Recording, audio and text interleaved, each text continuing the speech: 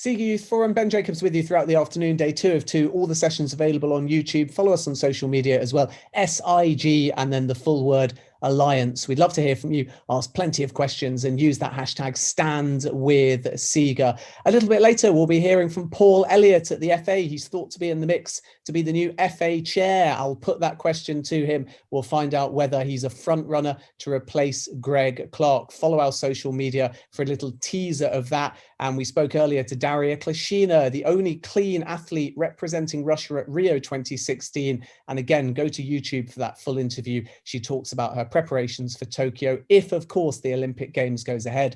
We understand in March a final decision will be made. We move on though now to one of our flagship panels, and it's on a really crucial topic. It's called Youth Development and Child Protection in Sport, Walking the Talk. We have 3 on this panel. Delighted to welcome Sarah Nicholas, National Women's Football Development Officer at AOC Sport. Alongside her, Brian Kavuma, the founder and Sports Development Coordinator at the Staff, and the third member of the panel, Fabio Silva, Senior Officer at the Department of Sports for the Portuguese Institute of Sport and Youth IP. And nobody better in this field to marshal the troops through this particular topic than the respected and award-winning investigative journalist from The Guardian. It's a very good afternoon, David Conn. Delighted you're with us.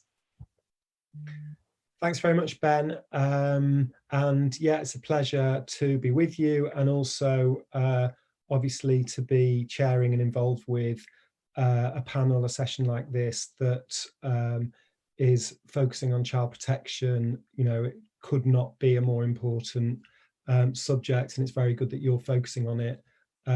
Very privileged to be chairing the panel with our 3 excellent speakers. What I propose to do with the structure of the panel is just for each of our speakers to talk in turn about their experience and concerns in this area, and then to develop and expand the discussion. I mean, I think it's really interesting that we've got such an international perspective here, and I'm really, really keen to hear each of you in turn. So perhaps Sarah, if you'd like to maybe kick off and just talk for a few minutes about your major concerns and some of your experiences in this area.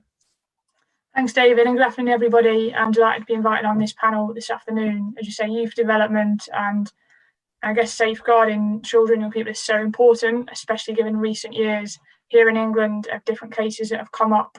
My current role at AOC Sport is leading our football programmes concerning women and girls, both on and off the pitch. So my former roles have been in governance-related roles within the FA, formerly chairing the FA Youth Council, and representing the views of young people within those structures of the FA Council committees, and developing programmes and projects that ensure that young people are heard on matters that are important to them. And I think that's the real piece of value that I've tried to really encapsulate and understand, is what is the voice of young people on matters that are impacting them? What are the channels that allow them to have a voice, so that when there are problems, when issues arise, they're not hidden away, as recent allegations that have surfaced have shown.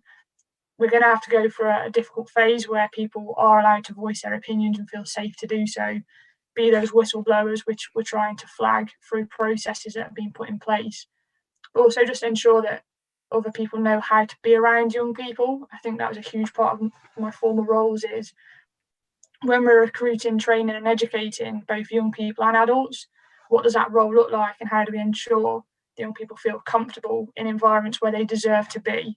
When we're talking around child protection, how do we use language that allows young people to understand the risks that are around them and how to raise awareness of those issues that do arise? I think one of the major issues that I've seen is people not taking it as everyone's responsibility to be managing child protection issues and developing young people. We see it as somebody else's job, or when there's an issue, it's somebody's specific role that you go to ask for advice, rather than everyone being educated and at a point of being able to raise issues, challenge things that aren't okay, and be really, really sure that they can make a difference in what they're doing.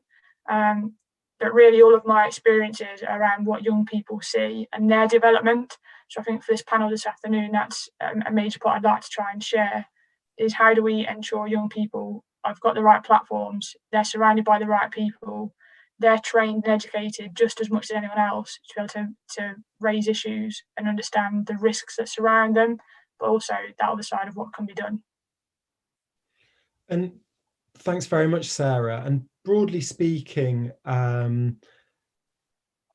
if we're looking at obviously football in Britain, which is mainly your experience and your expertise, obviously we know and we've been confronted by the horrors of the worst lack of safeguarding and the worst lack of child protection historically. In recent years, former youth players now in their 40s and 50s have come out and talked about horrific abuse that they suffered, and it is shocking to look back at like an almost total lack of safeguarding, apart from literally the criminal law, if people would ever be caught. And it was very, very difficult for reasons that have all been explained, for children to report anything at the time and to be taken seriously. And that's part of the reason why it took so many years, decades, for some people to be brought to justice.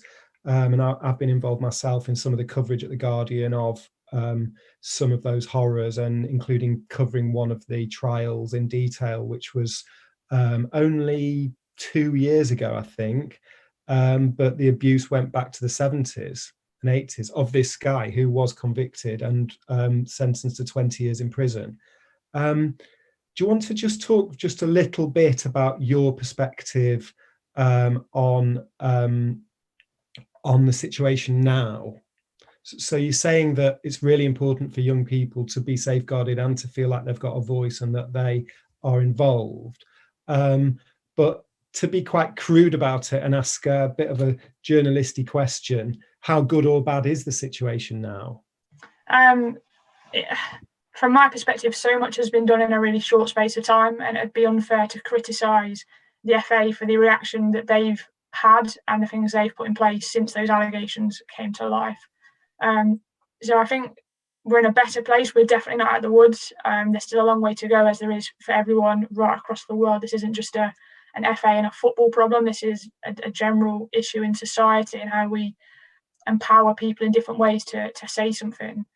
Since those allegations, the FA created safeguarding operator standards for every organisation that's affiliated to the FA and county network that they have to meet, and if they don't meet them, they are not allowed to be the governing body in that area for football. There's now a really high risk strategy in place of, if you're just not showing that you've got the correct processes, if you can't evidence that these people are safe with the correct government guidelines of CRCs, if they haven't gone through specific processes and training, they are not allowed to be in football. It's really quite simple, and that's the way it should be. There can't be any greyness. I think, on some things you've got to have a black and white kind of viewpoint, and safeguarding children is one of them. If you're not the appropriate person to be in football, you shouldn't be there. So the strategies that are being put in place that are now into, I think, their second or third season, are really starting to evidence where people are in football for the wrong reasons, to be able to educate them, which I know is one of the pillars that SEGA are looking at. How do we educate people to understand the risks that they impose potentially by the culture or experiences they had as a child growing up just aren't okay right now, which is almost what you're alluding to. Those situations in the 70s and 80s, the world was very different to what it is here in 2021. People are a lot more aware of what's going on around them. They're a lot more aware of what their rights are and what they can and can't do. And being able to bend those rules is getting much more difficult than, like you say. And I don't think it's a crude thing to say there weren't any rules. And where there were rules around safeguarding, they were limited, and people were having to fight really big issues with very little backing around them to enforce the changes they wanted to put in place. And there absolutely is a long way to go. I don't think anyone is saying, tick, we've got over that hurdle, all that came out in the press and we've moved on. There's still things that are creeping up on us and we've got to be aware of all the time. But I think now we're in a position where it's a conversation topic. It's on the agenda every time. Are we doing the right things to safeguard these young people in these situations? Rather than steaming in and worrying about that as a second reaction, it's got to come first, which I think is where we were several years ago. It was more of an afterthought rather than at the forefront of everyone's mind. But I completely understand from a journalistic perspective, and perhaps in your role and watching some of that firsthand, sometimes progress doesn't look really big, but that's from the outside looking in rather than someone that's been sat in, seeing the processes come into play. And a huge part of that within football. No, actually, Sarah, I do recognise the progress and that it's very, very different now from how it was then. So I think the rules and the strategies that have been put in place are very clear, and it's a completely different world. But I'm really interested in how well you think it's actually working on the ground, not on the ground, but in the grounds, if you like. Yeah. So the strategies are there, the policies are there. It's dramatically improved in every way since that since child sport was so open to abuse in those days. But I'm just interested in you talking about whether you think that is working well, both in terms of protecting children, but also in terms of this issue about looking after their well-being and their welfare. I mean, we're seeing just this week, actually, there was a very pretty horrendous report from somebody who'd been at an academy. So these are the professional academies, the most elite level of youth football in this country, at Fulham, talking about suffering in recent years, talking about suffering bullying, racism, and Fulham have announced an investigation. And there is a big issue about young people that have been picked as some of the best players when they're very, very young and have been in academies for so long, and then finally they come to 16 or 18 and they're just out, and there's a big issue about aftercare. So I was just wondering about how you feel in terms of how good it actually all is in practice. I know that's a big general question, but are there particular areas that you think actually, there are still areas of concern? I think there always will be areas of concern where people still feel they can find loopholes or flex rules of this is how we've always done it, so it didn't hurt me kind of mindset that we hear too often, and that's categorically not okay. We can't be taking old stereotypes and what was okay, like I mentioned 30, 40 years ago. I think the issues that still arise are people that haven't and don't recognise the importance of education. Of when we talk about going on safeguarding training, do you understand who you can speak to if there's an issue? It's still almost seen as oh well, I'm just doing it to tick a box, rather than this is really important and I really need to understand what the risk is if I get this wrong. So I still think there's a piece there. On the whole, I think the wave that's almost come through football, and that's probably how I would describe it, of change, of people being able to sit up and go, okay, this is a big issue, I understand the risk to me. There has been a huge shift, but there's definitely, as you've mentioned, that example there, absolutely horrific, shouldn't be happening. What are the consequences that we perhaps don't always hear of, where it's dealt with and kept kind of quiet? I do think it's working, but it's also a thing that you can't just do it once and then say we're fine. It's got to be constantly evolving, with when these new cases come up, really reacting to how do we stop it from happening again? What are the reasons why those people still think it's okay to not be protecting children, young people? It is like a general question, as you said, and it's difficult to be able to pinpoint certain things.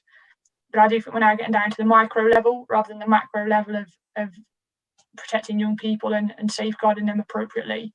And it's in those moments where we've got to look at, why is this still happening? What are the motivations? What's the reason where someone thinks that's okay? And how do we combat that to make the game and sport more generally a lot more safer for everyone that's involved, not just the young people at the end of it? Thanks very much, Sarah. Brian, if I can come to you next. In your biography on the SIGA site, your speakers biography, you're saying there that you're very much focusing on wanting to help marginalised communities in South Africa get access to sport and good opportunities. We're very, very interested to hear what that's like, what your work's like, and in this area that we're talking about, child protection, where we're talking about more marginalised communities, what some of the concerns are that you've got, and some of the insights that you've got in this area. Yeah. So generally, just to paint a picture behind what I've been doing, is I created a platform called The Staff, which is aimed at, raising awareness around diversity and inclusion in sports. And we kind of, pivoted from being an online platform to being more on the ground. Before that, I used to work in sort of plus sports programs at targeted marginalized communities. And I just wanted to do more in my own personal capacity. And obviously, I'm from South Africa, which has a very unique background, which has had huge ramifications that we're living in now. And I'm just, it's a great pleasure to be here with fellow young leaders in sports, because I believe the onus is on young people to create the structural change and find multilateral solutions for these programs and for these communities. And so for me, the general landscape in South Africa focuses on, one is youth unemployment. The youth unemployment landscape is substantial in South Africa. So it's a huge concern for the youth and children, growing up in the country. How will they get jobs? And there needs to be more targeted campaigns and initiatives focused on that in order for the youth of the country to have a bright future. And then we look at women in sports. It's more of a global problem in sports, where we need to, increase the representation of women in sports, not just in the boardroom or players, but on all levels, commentators and support structures. And these are also what we need to target in youth development and child protection, so we can have more representation for women in sports. And then we look at diversity and inclusion, which is mainly what we've been focusing on in recent years, which is having access to resources for these communities. We speak about equality and, how do we get representation in the boardroom level and in the playing level nationally and provincially, but, do children have access to sports, and is it safe sports? Does the sports programs, are they holistic? Do they cover everything that they have physical literacy growing up? And those are the three sort of aspects that I look to in my work and what I want to work on the ground in the future. Thanks very much for that introduction, Brian. Very, very interesting. I'm particularly interested in the final area that you were talking about there, about just young people just having access to, if you like, from what I understand what you're saying, just to decent resources, facilities, opportunities to actually play sport. And I would imagine from what we see that it's still a very unequal society in South Africa, and there are some amazing resources for some people and not very amazing resources for a great many other people. Do you want to talk a little bit about that reality, and then about what your hopes are and what you're trying to achieve to improve things? Yeah, so the reality of the situation is what we live in is it's a very unequal society. And when you take a look at the sports at a professional level, and we generally can highlight rugby and cricket, and we look at the pipeline from sort of your teenage years to the professional level, it's a very unequal, playing field in order to gain access to those spaces. And we just want to work at how do we ensure that the people from those communities have an equal playing field to their counterparts who, have the access to resources and facilities and training and development that puts them on a great standing in sports. And that is the reality we live in. We try, as the government has tried to implement programs and initiatives like the Transformation Charter that focuses on getting more marginalized communities in sports, where you need 50%, I'm not sure of the exact figures now, but you need 50% of Black or players of color in the national team. But the main problem is, how do you get that 50% in the national team if the pipeline below it is not as equal as you want it in a professional level? So that's what we try and generally focus on, work on, and it starts from a young age. As I mentioned, having access to just basic facilities. If you take example, as you've mentioned before, with Sarah on football, you don't need much to play football. You probably just need the equipment, a decent field, and some goalposts. And that's what we need more people to provide for these communities, because obviously they can't go out and get it themselves. And we need to target those communities and really get more women involved as well. And, more plus sport programs as well for these kids, so that they're not just only, training for sports, but they're ready for employment in other areas, because you might not make it as an athlete, but there's a whole world that you can work in sports. You can work as a journalist like yourself. You can be in the support structures. You can be in the back room. You can be in the boardroom. There's just so much you can do. And we want to prepare these kids to be ready for that and know the pathways that's available to them. Majority of people just have tunnel vision in sports, where they just, it's being this or it's nothing. And it took me back to an actual film that was just released that Copa90 shared, where an academy player, as you mentioned before, there's many academy players who are thrusted into the limelight, especially in Europe, because just the impact and the reach is so huge, where they don't quite make it and they're kind of left in the wilderness. And you have instances such as the young child from Man City who unfortunately committed suicide. And if we had more, a pathway to show that there's more to just being a footballer. I understand that's your dream, but you can still be involved in sports, on a wider scale. And I think that's really important for young kids who want to be involved in sports. And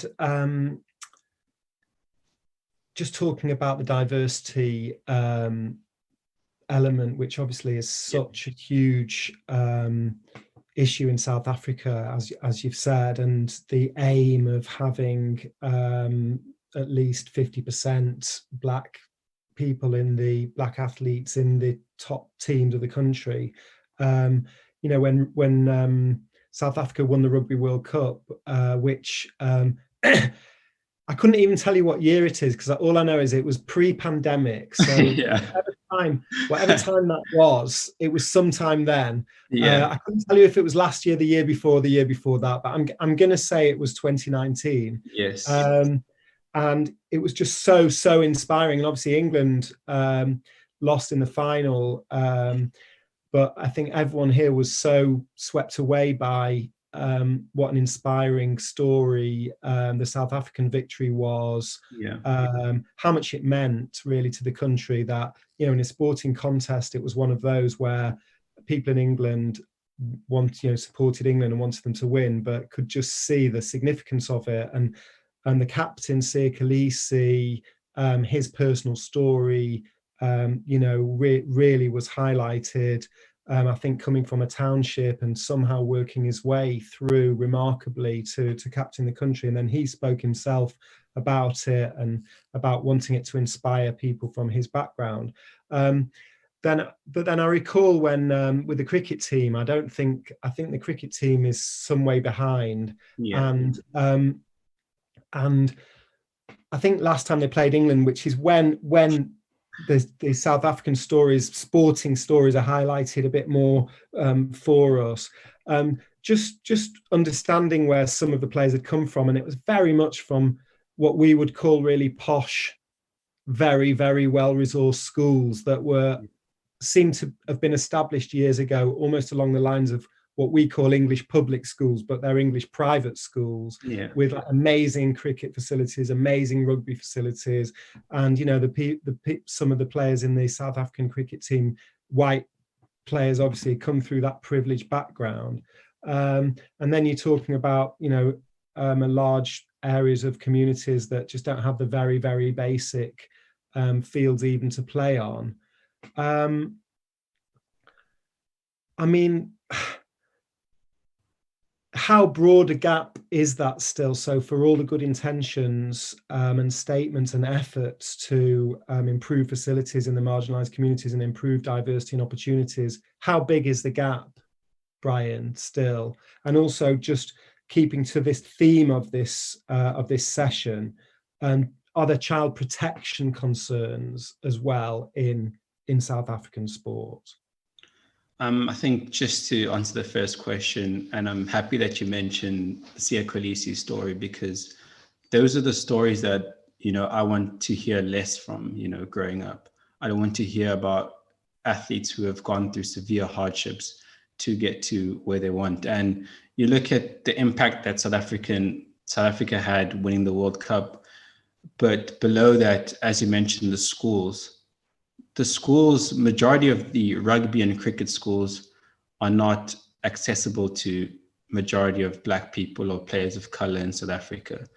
So if you don't have that background growing up, then you're already on a high level back foot, let me say, trying to make it in sports. And you look at majority of the athletes who, share their stories these days coming up in cricket and rugby, it's just from the player of color side, it's how hard he had to work to get to where he is, and not just in sport, but in life. They're dealing with, external situations that hinder them into making it in sports. And for just to make it in black and white, but their white counterparts who have attended these, we call them Model C schools, I wouldn't say it's easier for them to make it in the national teams. And to level that playing field, these schools, as you mentioned, have been established for a long time, and they're not accessible due to financial, backgrounds. They need to be more inclusive.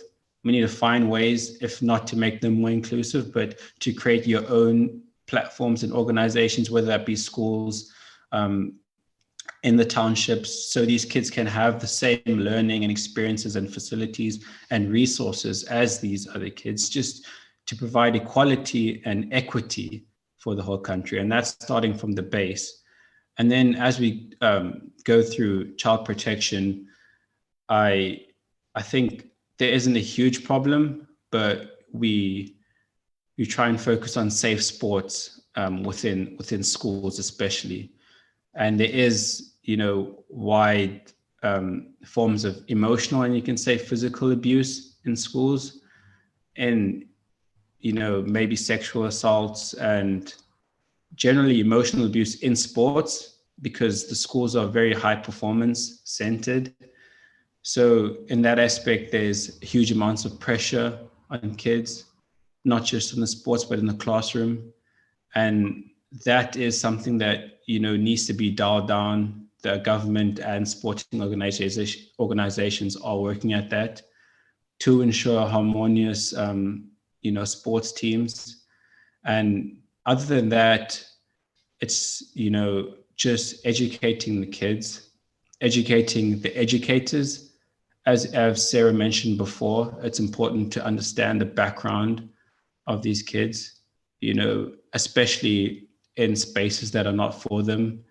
It's understanding what they go through each day to get to school, to get to a cricket match. These people travel 1-2 hours and they're obviously going to be late. And it's just understanding the background, understanding what they come from, and, giving them an equal platform to, grow up and develop into good people, just good humans.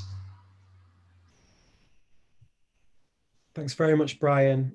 We will have some time to broaden out the discussion and have a free-flowing discussion between the three of you as well. There is some forum for asking questions that involves WhatsApp. We're all looking forward to the day when we can be together again and there'll be an audience in front of us and we can have a more free-flowing discussion. I'm not quite clear, for whoever's watching, I'm not quite clear who you're WhatsApping, but do feel free to send the questions to whoever, and I hope somehow they filter through to me, and then I will try to ask our speakers the questions. I'm going to turn to Fabio next.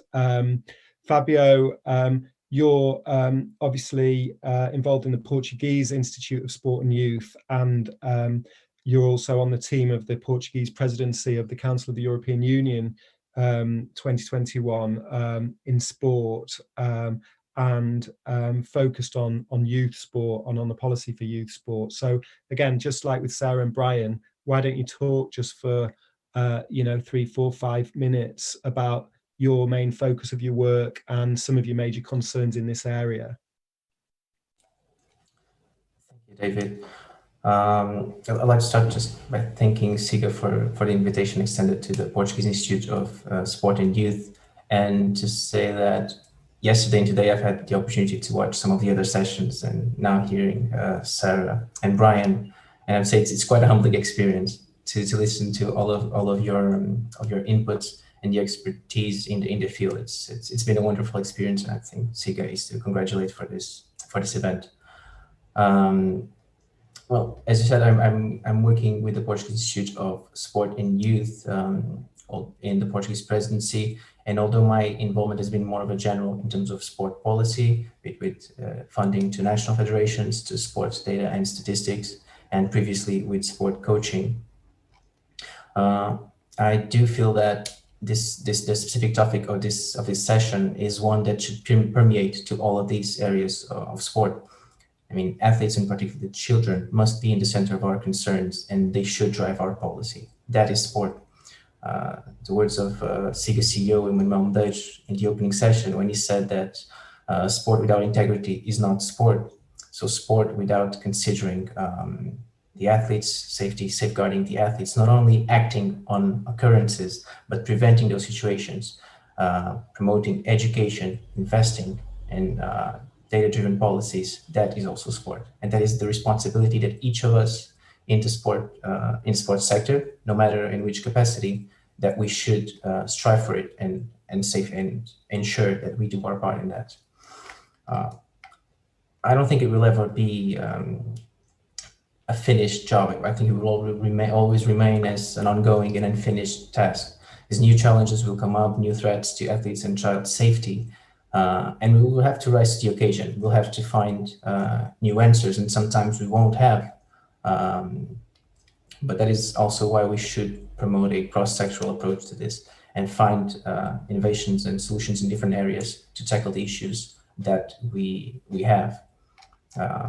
Like in the day that we stop caring and allow ourselves to become numb to the fact that these threats are happening, no matter how much we deny it and no matter how much we think it's not happening on our backyard, well, that's the day sport itself will stop being fit for purpose.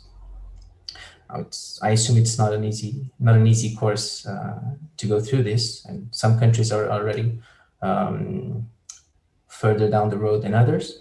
But the same as in Portugal, we are making our way through it slowly but surely. We are making our way, because it's not only about focusing on the instruments, on the resources, and then on the overall action framework. You also need to focus in changing people's beliefs and mindsets, not only other people's mindsets and beliefs, but our own as sports professionals. You often have the situation where you are talking about with someone from a specific sport, and they will assume that it does not happen in their sport, it does not happen in their club, and that's not true.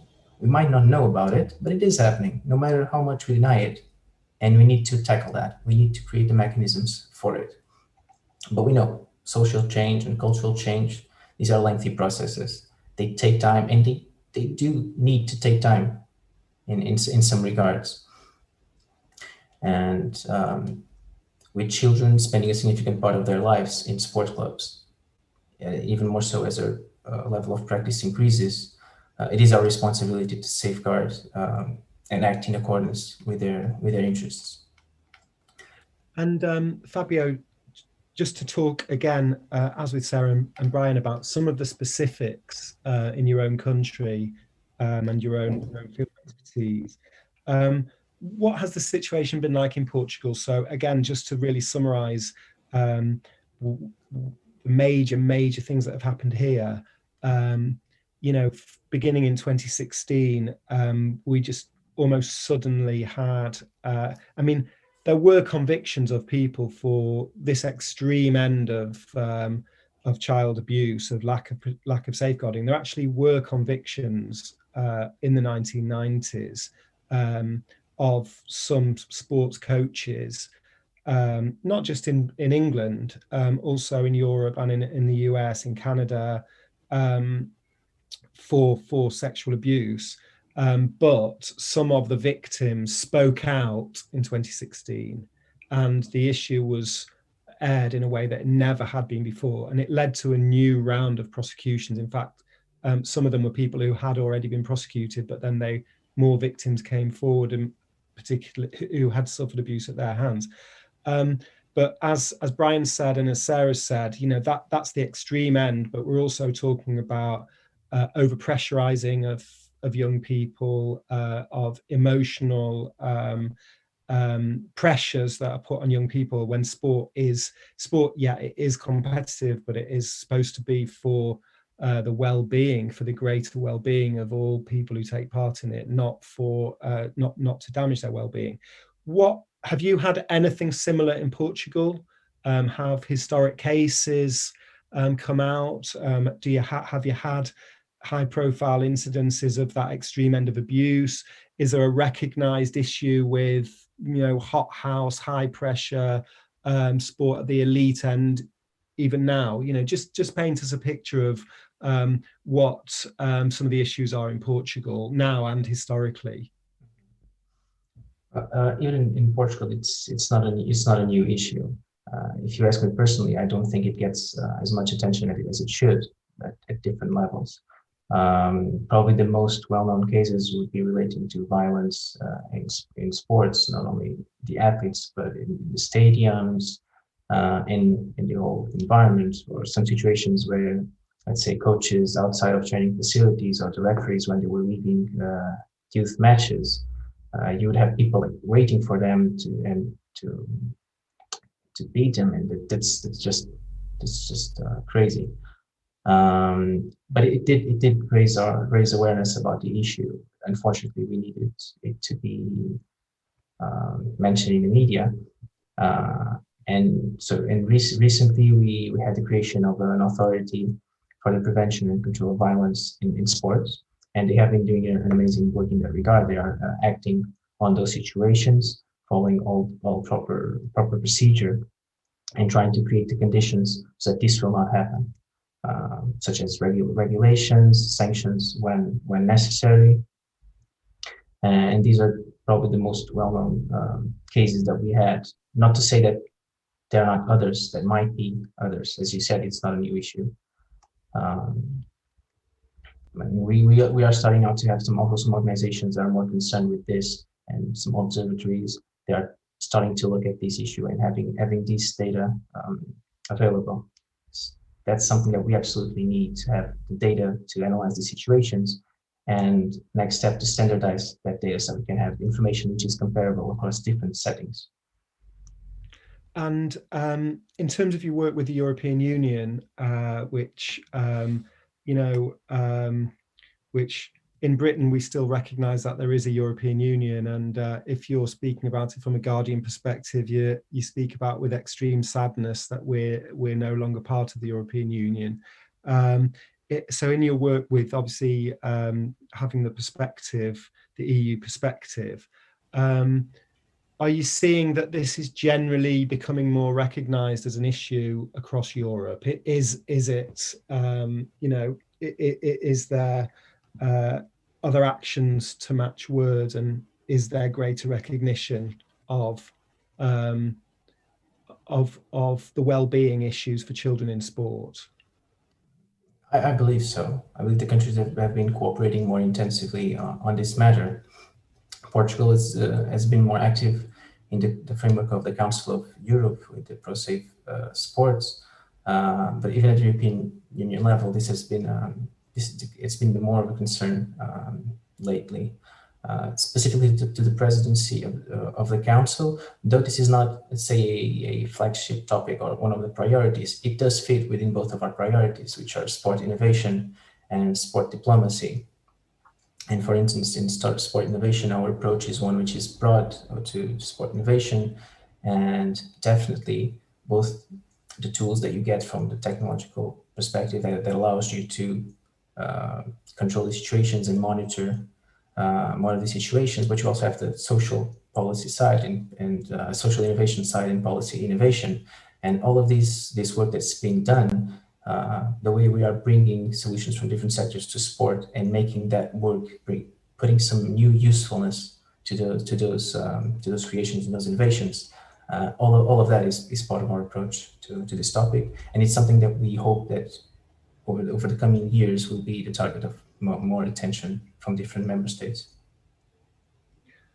Brian, just coming back to you, because obviously Sarah and Fabio are both speaking from a European perspective with comparably, when you're talking about the more marginalized communities in South Africa, you know, in Europe, obviously the resources are much greater, even in the less advantaged places.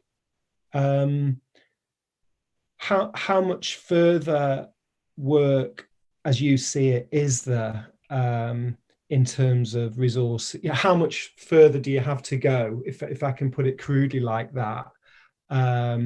But also, what kind of progress and achievements would you celebrate as well? You know, is it the case also in South Africa that you feel like this is on the agenda more than it was, and some progress has been made? I think it's definitely been on the agenda, and you have to commend the government. There has been some progress made. I mean, you look at, as you mentioned, the 2019 World Cup, we won it, and 2007 as well. And in general, in sports, we're doing great things, and there's a lot of great youngsters from these communities who are doing well in sports, and the support structures around sports and the NOCs and LOCs and organizations, there's a lot of representation there. But the work never stops, I would say, until, you know, we have, you know, some resemblance of equality in society. And yeah, I think the work just, it can't stop, basically. But I look at, you know, from that aspect, there's definitely, you know, more and more to celebrate on each year. And as what happened this last year, actually, with George Floyd, it did bring the agenda back on top of the table. And, you know, we don't want the agenda of, you know, helping these communities and helping the youth of the country to, you know, fall between the lines. And when something impactful happens in society and the world, it comes back on top of the table and then back to the bottom when, you know, people forget about it. You know, it needs to be on top of the agenda until we have that equality and representation in society. And Sarah, although obviously, you know, it's a very different, I'm not trying to sort of draw false parallels and say that things are the same in Britain, but obviously there are issues of great inequality in Britain in terms of access to facilities. I mean, the expensive schools where the sports like cricket are played in South Africa still. I mean, reading about Dom Sibley, who played well for England in Sri Lanka the other day and carried his bat. He got a scholarship to this school, Whitgift School, which I just happened to look up, and the fees are £40,000 a year. You know, and that's where cricket is played, and it's not really played very much at all in the public schools that more than 90% of kids go to. So we have our great issues with inequality, a need to increase diversity. Is that part of your work as well, Sarah, in this area? And how do you see some of those challenges now, especially given the very, very damaging impact that the pandemic's had on young people's opportunities to get out and to play sport? Yeah, there's so much to that question. So many. Sorry, I bundled in a question with 5 minutes to go like that, but do your best. It's okay. No, I just firstly want to recognise some of the bits that Fabio and Brian have said, and I think it kind of links to my thoughts here. Fabio made a really good point of, when we stop caring, that's when sport doesn't work. And similar to what Brian was saying, this is about people, and it's about people's lives beyond sport, and how do we set them up for that? And I think that's the issue, is equality is around everyone having the same, and it's probably not equality that we want. There was a session yesterday around racism and diversity, and the panel were discussing equity. How do we ensure that people have what they need to be able to access these opportunities? And it's clearly not there for people. Whether it's being able to buy football boots to go and play football might be a barrier, never mind the £40,000 fee to get into a school to play cricket. There's barriers everywhere, and we still have a long way to go to. When we talk about sport being for all, we're still really only talking about a portion of the demographic. We're not really talking about underrepresented groups who keep having this term above them of hard to reach. They're not hard to reach. We've just not tried to reach them in a way that suits them. We've not tried to do things on their terms. We almost go for that low-hanging fruit and generalise that we're doing a good job, rather than really looking at what is it we're trying to do. And it's to equal out sport, is to make people feel that they belong in this space. But unfortunately, as you say, there's still situations where it's the same demographic of people, getting those opportunities, no matter how hard we try. And perhaps that's because we've not got the right people in the room, which I think is my experience, and it's what I'm trying to change. Specifically from a youth perspective, of being in rooms where I am the youngest person by 30, 40, 50 years is difficult. And that happens all so often. It doesn't have to be age, it could be race, gender, sexuality. We're still having minority groups who are so much of a minority, it puts them off rather than wanting them to stand further forwards. And I think that's the issue for me, is having the right people in the room to have these conversations, to bring up those kinds of stories that have been mentioned across the group so far, where we go, actually, that's not how everyone sees this. And if we're not sharing those perspectives, they never get heard or seen, so we stay where we are, which I think is sometimes the challenge. We move a small bit forward, but then a simple action can push us back some way, because we've not approached it in an appropriate way that's for genuine good. It's just to do something that looks good in that moment. I hope that answers some of your question, David. That's quite a lot that I was trying to work through of what you'd asked me on that one. Absolutely. Sorry, I crammed way too much in, and you did a great job trying to sift it into some kind of sensible order. And as the senior citizen amongst you four, just to echo that, it's really good that SIGA, I mean, I've been involved in panels, sometimes just as a journalist, where it's all about young people, but everyone on the panel is 50 plus. So it is really good to see younger people actually doing the speaking here and carrying and being involved in these initiatives and hearing from you. I just thought I'd ask Fabio, come back to you, and then invite the three of you to make any closing comments you want. So just really quickly, Fabio, just on that last issue about financial inequality, economic inequality, I presume that's something that is an issue. It's an issue in every country. I presume it's an issue in Portugal, and you see it across the EU. And does that also in Portugal impact on the opportunities that young people have to play sport? It certainly does affect the opportunities to have access to sport. On the one hand, you have the commercial side, and football is the best example of that. You have a commercial model, and it generates a lot of revenue. But for instance, what we do at the public level, we deal with national federations, and I'd say the majority of them are nowhere near that level. So we do provide funding at different fronts, and because we know that the structure, our club structure, it relies mostly on volunteers.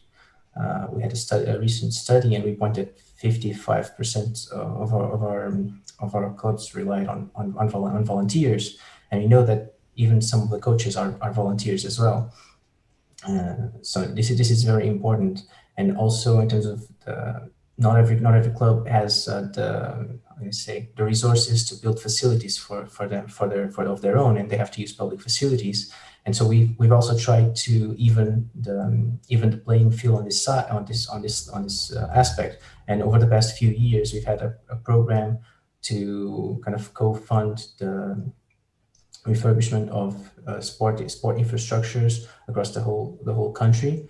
And we are hoping that through our action from the public sector, we can kind of even the playing field. Although it is a constant battle. It's at the end of the day, you need money to keep the club going. But you know that in some areas, if the club tries to impose higher fees or fees at all, then some people won't have access to, because they won't have the ability to pay for that. So we've got a clock ticking in the corner, which I don't know if the delegates have as well. And we have literally a minute and a half, which quite neat, 30 seconds each.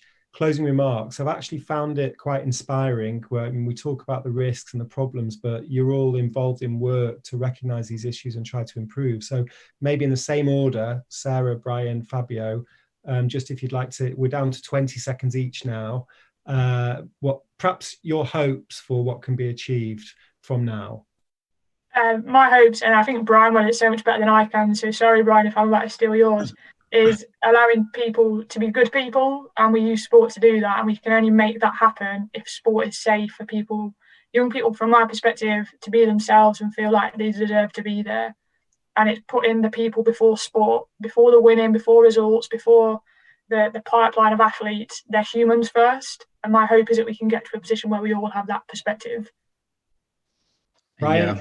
Yeah, my closing remarks would just, piggyback off Sarah there. It's just, developing as they say in the headline, youth development and child protection, and having more representation in sports and a reflection in society as well. Fabio, you've got about 10 seconds. I'll say the same as Sarah and Brian, indeed, as having people at the center of it all, focus on youth development, and also getting youth and people of all ages involved in the same place in the decision making. Thanks very much to all three of you. We're dealing with difficult issues, but it's actually been very, very positive to hear from you, and I hope that the delegates have found it valuable and found it an interesting session. Thank you.